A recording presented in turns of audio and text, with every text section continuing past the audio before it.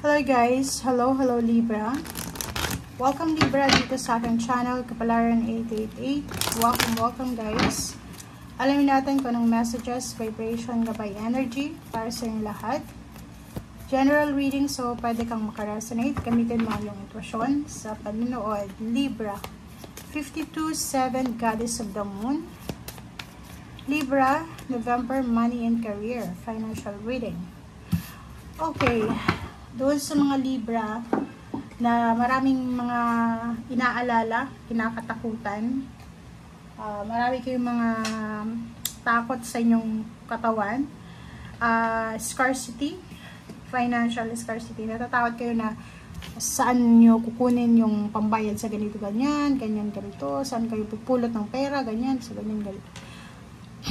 So, nakikita ko sa'yo dito na kailangan mo ng confidence, kailangan ng determination, kailangan mo dito ng motivation para ituloy or magpatuloy sa kung ano man nasimulan mong journey or nasimulan mong adventure sa usaping financial. Kasi parang mayroon tayo dito ang Libra na after ng October, pwedeng magkaroon sila ng takot kasi hindi sila sigurado kung yung certain amount of money or yung mga needs nila, basic needs, ay pwede or kaya ng ma-afford na bayaran or yung mga expenses niya, kung kaya niya bang matustusan, parang ganun.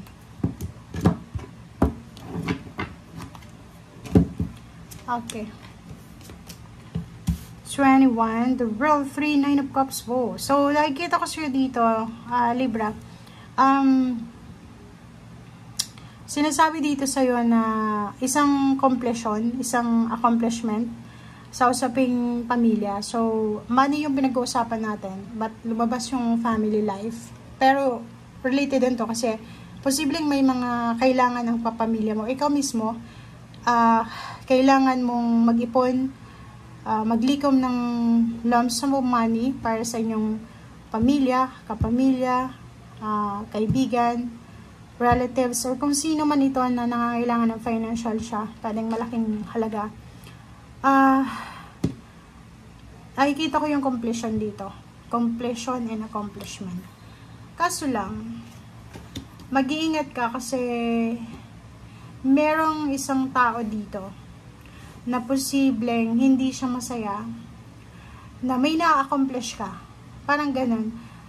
Hindi masaya ang taong ito na financially maayos na yung pakiramdam mo, nakakatulog ka na, nakakapagpahinga ka na. Mag-iingat ka sa taong ito. Kasi ang taong ito, kung makikita mo may hawak siya dyan na knife. So, knife is a sword. So, sinasabi dyan na ang taong yan is hindi siya pwedeng pagkatiwalaan. Okay? May mga completion, may mga good news kang matatanggap, like tungkol sa kapamilya. Huwag mong ikakwento kung kani-kanino yan. Okay? Yung mga financial and emotional fulfillment mo sa buhay, mga wish na magagrant siya this month of November, December or onwards, wag mo siyang ipagsasabi, ikakwento sa mga taong alam mo na, or kahit hindi mo alam na pwedeng pagkatiwalaan. Okay? Mas okay ng secret eh, 'di ba? Hindi ko alam, 'di ba? Parang for me lang, hindi ako yung klase ng tao na may nangyayaring maganda man o hindi maganda sa buhay ko. Never ko 'yan pinopost sa social media. Wala nga akong Facebook na personal Facebook page meron. And never ko ina-advertise yung problema ko sa internet. Like pagpiestahan ka ng ganyan-ganito. Or kung masaya ka naman, ganun din. Kasi pag masaya ka, pag ina-advertise mo yan sa social media, maraming maiinggit sa'yo, maraming evil eye. So, i-secret mo na lang kung anong nangyayari sa buhay mo, maganda man yan or hindi maganda. Kasi end of the day, walang ibang makakatulong sa'yo kundi sarili mo lang. Yung iba, pag pinost mo yan sa social media, yung iba, kunwari, magiging malungkot sila, pero wala eh. Hindi mo alam kung ano yung nasa isip at puso nila. Four of Swords, be at peace. Okay, be at peace. Wag mong aalisin yan sa sarili mo. Five of Cups, nakikita ko siya dito na wag mong pagsisihan yung mga gagawin mong desisyon. simula ngayong November, lalo na sa usaping pera. Okay?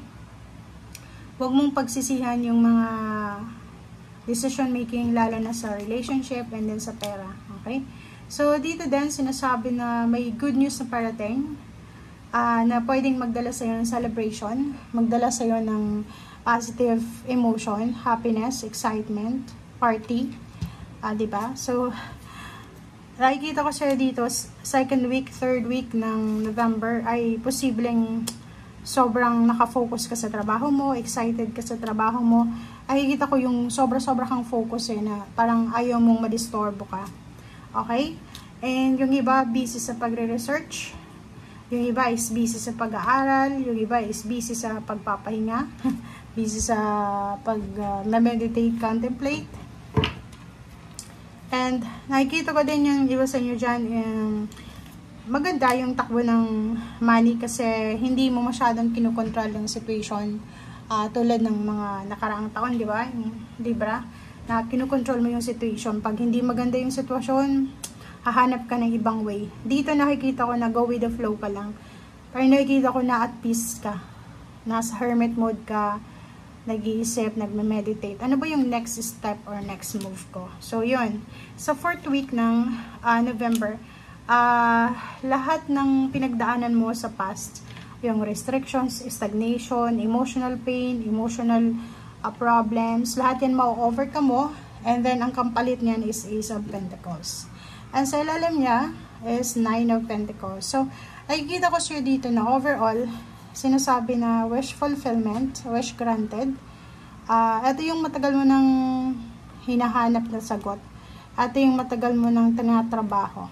Pero alam mo yung fulfillment ng wish mo, yung accomplishment mo and achievements, hindi mo siya nakuha or makukuha dahil sa lucky ka, may milagro or anything. Nakikita ko siya dito na makukuha mo yung success mo dahil sa mabuti kang tao. It's your energy, Libra. At the same time, nakikita ko siya dito na takot kang gumawa ng masama. Parang ganun. So, nakikita ko yung iba sa inyo na magkakaroon ng fair, secured, stable, na financial new beginnings starting last week ng November 2024, moving forward sa 2025. Okay? And Ace of Swords, so maraming information, marami kang balita na matatanggap, connection, yung mga taong hindi mo na nakikita few months or few years ago ay posibleng babalik sa harapan mo. Diba, parang out of the blue, wow, andito ka pala, ganyan, ganito. Okay? Thank you guys. Bye!